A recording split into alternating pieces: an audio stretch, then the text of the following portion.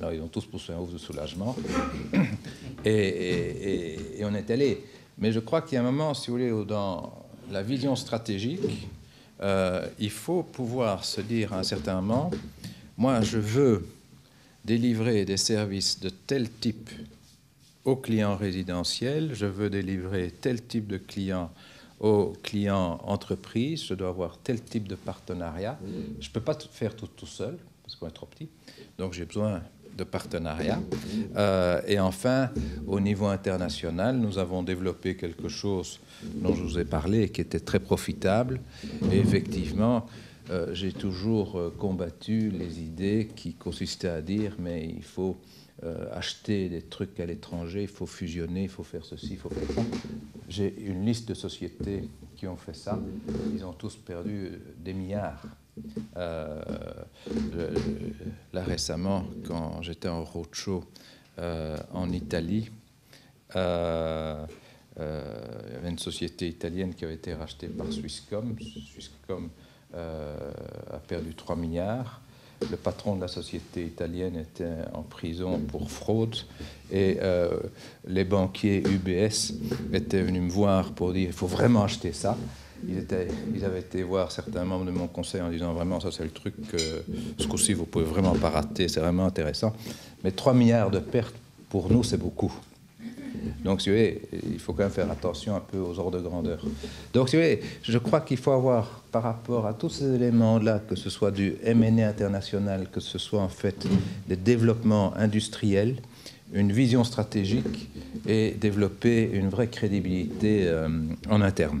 Alors, après ça, le jour où, comme maintenant, on a, je dirais, quelques difficultés économiques d'ordre général, effectivement, on se trouve dans une situation beaucoup plus simple. Nous avons, je dirais, des produits qui sont bons. Imaginez Belgacom sans Belgacom TV aujourd'hui. Ce serait difficile. Hein, ce serait vraiment difficile. On a, je crois, 850 000 clients aujourd'hui. Mais sans ces clients-là, sans le triple play, sans la convergence, tout ça c'est nouveau, ce serait difficile. Mais on a tout ça.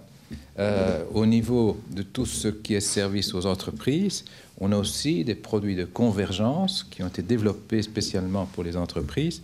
Ça existe.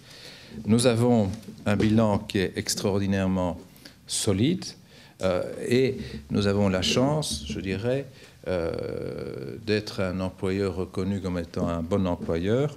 Nous mesurons la satisfaction de nos employés chaque année et l'année passée, elle était à un sommet historique. Donc, si vous voyez, on se trouve dans une situation qui est extrêmement saine, mais je crois que vous arrivez à ça, pas parce qu'il y a une crise. En tout cas, pas chez nous. Nous, on est arrivé parce qu'on a bâti, en fait, sur base d'une vraie vision stratégique à long terme. Yeah, so, yeah. Si on parle de leadership, et on va l'explorer dans plusieurs dimensions, je dirais que la première manière de définir un leadership, c'est par rapport à un marché. Parce qu'on peut être leader que dans un marché qu'on a défini. Je pense que ma première question, avec effectivement ce monde très changeant des télécommunications, est-ce que vous estimez que vous opérez dans un marché qui est stagnant ou au contraire dans un marché qui est d'une croissance énorme? Comment est-ce que Belgacom conçoit son marché? Ja, oké. So, voor de markt in het algemeen, groei is niet zeer belangrijk. Ik ken waarschijnlijk niet de percentage. Kent u het percentage in het algemeen? Niet ICT, maar telecom. Telecom is niet zo hoog. En u weet toch dat de prijzen dalen in het algemeen. We hebben onze vrienden de regulator, dan we hebben toch de concurrenten. Ja, er is werkelijk een concurrentie en we hebben de regulatoren. En we hebben ook de politici. En de politici zeggen altijd, oké, de prijzen moeten dalen. Oké, goed. Iedereen wil dat de prijzen dalen. En ze zijn aan het dalen. Dat is toch een realiteit. Wat we kunnen doen, is alleen ten eerste vechten voor marktaandeel. Dat is zeer belangrijk. Dat hangt af van uw portfolio van producten.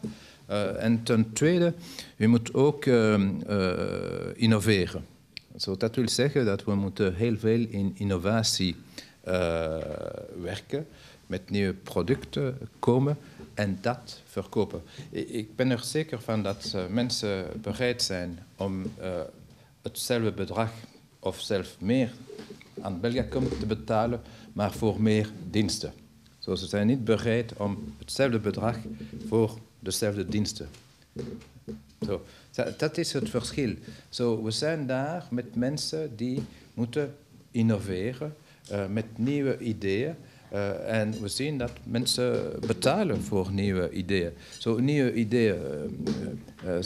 Ik heb over betaling gesproken, ping-ping. On peut parler aussi de tout ce qui est e-health.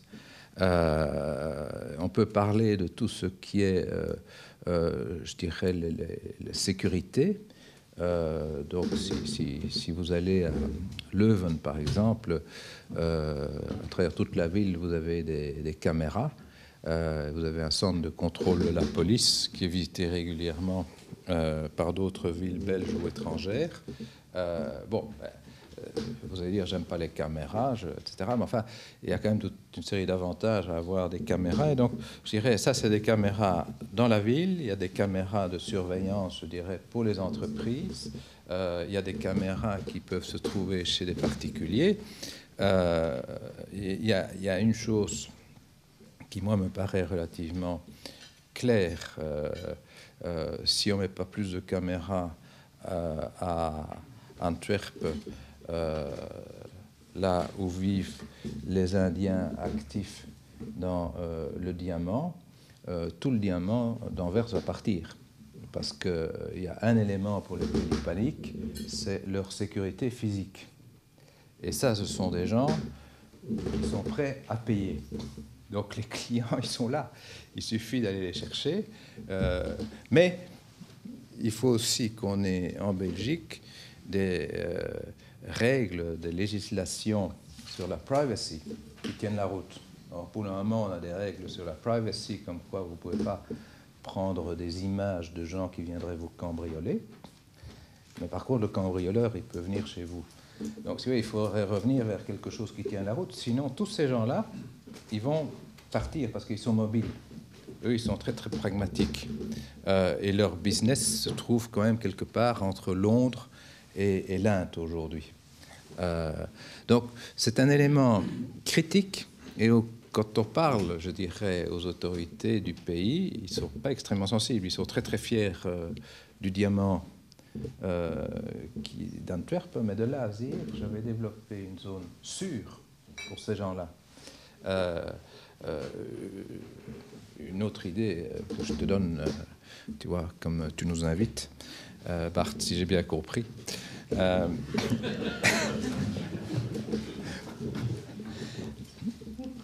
Ils aimeraient bien avoir une bourse online entre Belgique, Londres et l'Inde.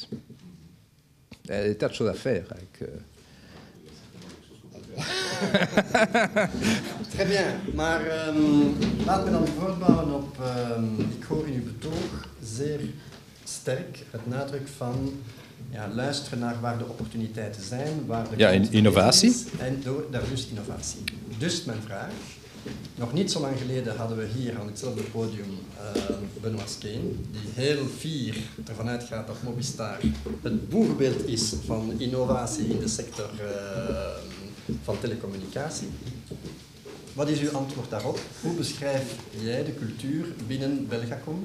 Heerst ook binnen Belgacom een cultuur van innovatie? En zijn jullie beter in deze game vis-à-vis de concurrenten? Dat is een beetje een soft issue. Dat is misschien een beetje gevaarlijk om te zeggen, we zijn beter. En dat is misschien ook een beetje arrogant om dat te zeggen. We zijn niet hetzelfde dan Mobistar. Je kan niet Mobistar met Belgacom vergelijken. Nous avons quand même, je dirais, au niveau innovation, nous avons des équipes qui sont dédiées à ça. Nous avons quand même, au niveau, je dirais, de l'ensemble du pays, des relations qui sont bonnes, que ce soit avec les universités, que ce soit avec je dirais, toute une série d'organisations, que ce